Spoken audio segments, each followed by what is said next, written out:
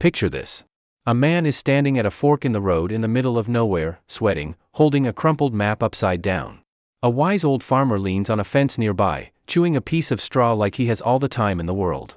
The man finally shouts, "Excuse me, sir, which road should I take?"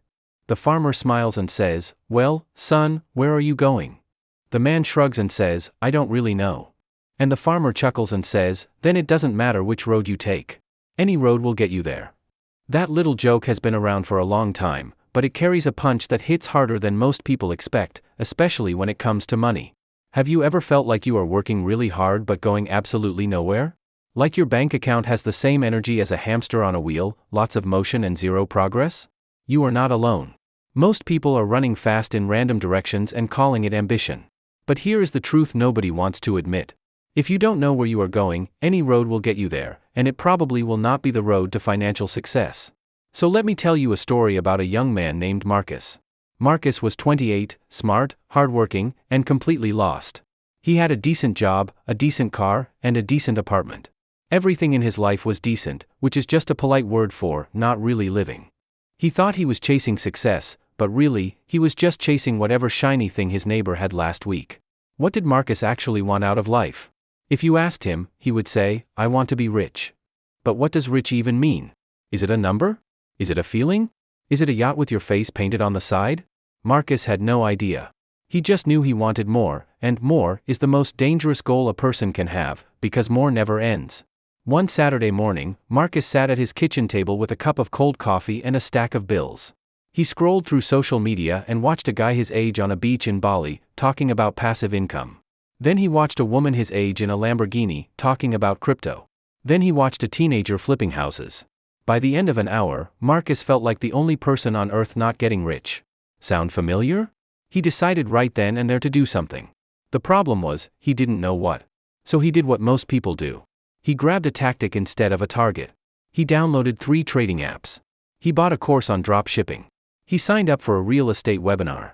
He started a podcast about a topic he didn't even like. He was busy. Boy, was he busy. But busy is not the same as successful. 6 months later, Marcus was tired, broke, and even more confused. The trading app ate his savings. The drop shipping store sold exactly 2 products, both to his mother. The podcast had 4 listeners, and 3 of them were his cousins. He looked in the mirror one night and asked himself a question that changed everything. He said, "What am I actually trying to build here?" And for the first time in his life, he did not have a fast answer. Why is that question so hard? Because nobody teaches us to ask it. School teaches us to follow instructions. Work teaches us to hit deadlines. Social media teaches us to compare. Nobody sits us down and says, "Hey, what kind of life do you actually want?" So we copy. We copy our parents, our friends, our favorite influencers, even strangers. We chase the house, the car, the title, and we wonder why the trophy feels empty when we finally lift it. Marcus thought about his Uncle Ray. Uncle Ray had the big house, the fancy car, and a job title so long it didn't fit on his business card. But Uncle Ray also had high blood pressure, 2 divorces, and a sad look in his eyes whenever the family got together. Marcus realized something important. Uncle Ray was rich on paper and broke in his soul. Was that really the road Marcus wanted to walk down? The next morning, Marcus did something simple but powerful. He grabbed a notebook and a pen. No app, no fancy planner, just paper. He wrote one question at the top of the page.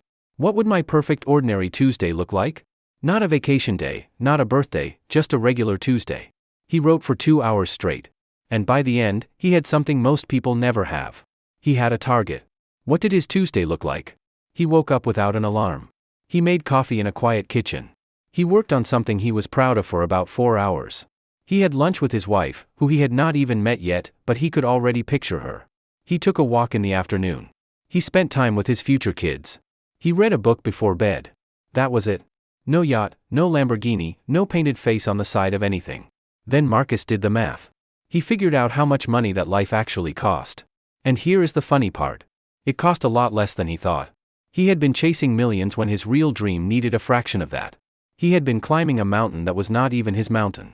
Have you ever done that? Climbed somebody else's mountain and wondered why the view at the top felt like a stranger's house? Knowing what he wanted changed everything. Suddenly, money stopped being the goal. Money became the tool, like a hammer. You don't wake up dreaming about owning hammers. You dream about building a house. The hammer is just how you get there. Marcus realized he had been collecting hammers for years and never building anything. With a clear target, his decisions got easier. Should he buy that new gadget? Well, does it move him closer to his Tuesday? No? Then no.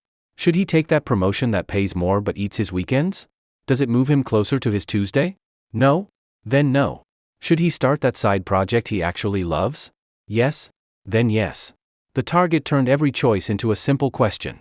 But here is where the story gets real, because life does not hand you a clean win just because you wrote in a notebook. Marcus still had setbacks. He lost a freelance client. He had a fight with his landlord. His car broke down at the worst possible time. The old Marcus would have spiraled. The new Marcus just looked at his target and asked, "Does this stop me, or does this slow me?" Setbacks slowed him. They did not stop him. Why do most people quit? Because they never had a real reason to keep going. They were chasing somebody else's dream, so when it got hard, the dream wasn't strong enough to pull them through. But when the dream is yours, when you can taste it, when you can picture your perfect Tuesday in full color, you will crawl through broken glass to get there. That is the power of a clear target. Marcus also learned something funny about other people. The moment he knew what he wanted, the noise from everyone else got quieter. His coworker bought a new truck. Old Marcus would have felt jealous. New Marcus just said, "Cool truck, not my Tuesday." His friend bragged about a crypto win. Old Marcus would have panicked.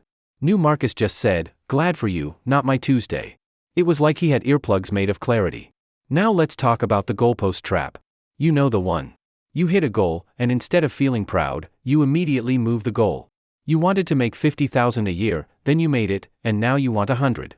You wanted a house, then you got one, and now you want a bigger one. The goalpost keeps moving because the goal was never the real goal. The real goal was the feeling, and a moving number can never give you a steady feeling. Marcus used to live in that trap. He used to think, when I make X, I will be happy. But X kept growing. So he flipped the script. Instead of asking, "How much do I need to be happy?" he asked, "What do I need to do today to feel happy tonight?" That is a completely different question. One leads to chasing. The other leads to living. Have you ever noticed how the happiest people you know are not always the richest? Sometimes the richest person at the party is the saddest. Sometimes the person with the smallest paycheck has the biggest laugh. Money is real, money matters, money pays the bills.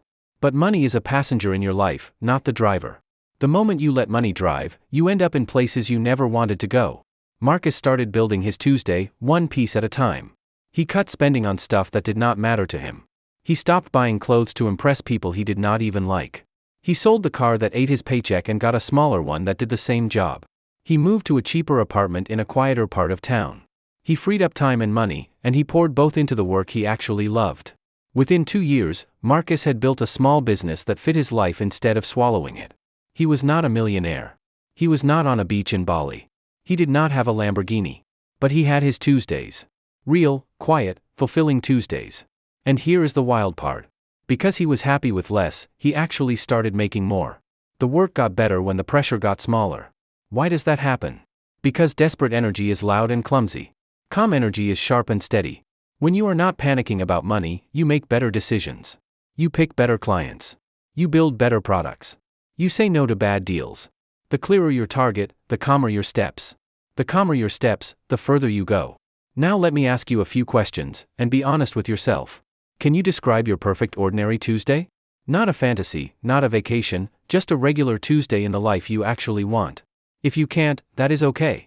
Most people can't. But that blank page is also why most people feel stuck. You can't hit a target you have not drawn yet. What if you spent 1 hour this week doing what Marcus did?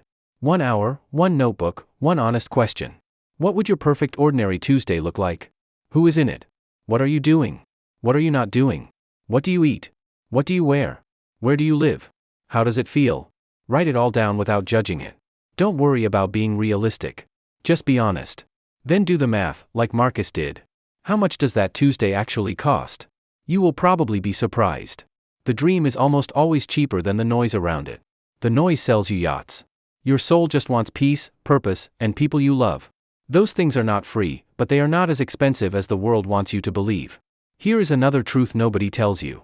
The road to financial success is boring. It is not flashy. It is not full of Lamborghinis and beach photos. It is mostly a person at a kitchen table, working on something they care about, day after day, month after month, year after year. The fireworks are rare. The steady steps are everything. Boring is beautiful when it is taking you home. Marcus is still walking his road. He still has tough days. He still gets tempted by shiny things. But now he has a question he asks himself every time he feels lost. He asks, does this take me toward my Tuesday or away from it? That one question has saved him more money, more time, and more peace than any book or course or app ever did. And it works because the lesson behind that old farmer at the fork in the road is not that maps are useless. The lesson is that a map only works if you know where you are going. Without a target, you are just a tourist in your own life, and tourists never build empires. They just take pictures. Today, right now, you get to be the farmer or the lost man. You get to choose. You can keep wandering, hoping the right road shows up like a surprise gift. Or you can sit down, get quiet, and decide where you are actually going. The road will not pick itself for you. The map will not draw itself for you. But the moment you know where you are going, something magical happens. Every road starts to look different. Some roads now make sense. Other roads now look silly. And one road, your road, finally looks like home. So tell me, where are you going? Take a breath. Take a notebook. Take a quiet hour. And start drawing your map. Because if you don't know where you are going, any road will get you there. But if you do know, every step starts taking you somewhere worth arriving. And one day, on a regular Tuesday, you will look around at the life you built and realize, you finally made it home.